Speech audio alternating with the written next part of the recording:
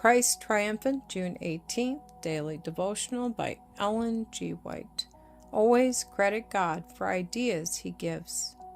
Then was the secret revealed unto Daniel in a night vision. Then Daniel blessed the God of heaven. Daniel chapter 2, verse 19. Daniel sought the Lord when the decree went forth to slay all the wise men of the kingdom of Babylon, because they could not relate or interpret a dream that had gone from the king's mind. He demanded not only the interpretation of the dream, but the relation of the dream itself. The magicians were full of fear and trembling. They declared that the request of the king was something unreasonable and a test beyond that which had ever been required of anyone. The king became furious and acted like all persons who have great power and uncontrollable passions. He decided that every one of them should be put to death.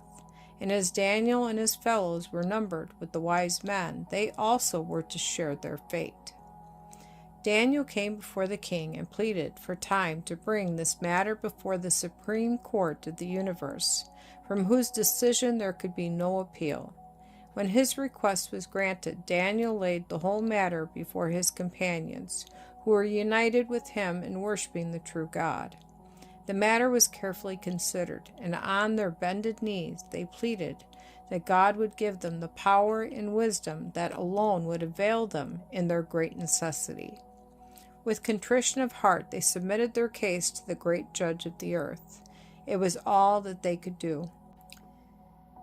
Daniel prayed, I thank thee and praise thee, O thou God of my fathers, who hast given me wisdom and might, and hast made known unto me now what we desired of thee.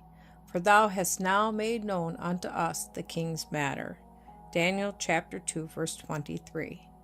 Daniel was imbued with the Spirit of Jesus Christ, and he pleaded that the wise men of Babylon should not be destroyed. The followers of Christ do not possess the attributes of Satan, which make it a pleasure to grieve and afflict the creatures of God. They have the spirit of their Master, who said, I am come to seek and to save that which was lost. Luke chapter 19, verse 10. Then Arioch brought in Daniel before the king in haste, and said thus unto him, I have found a man of the captives of Judah, that will make known unto the king the interpretation. Daniel chapter 2, verse 25. Then in all humility of mind, he, Daniel, acknowledges that the wisdom is not in him, but in the God of heaven, and that the vision has been revealed to him for the sake of God's servants, and that the king might know the thoughts of his heart.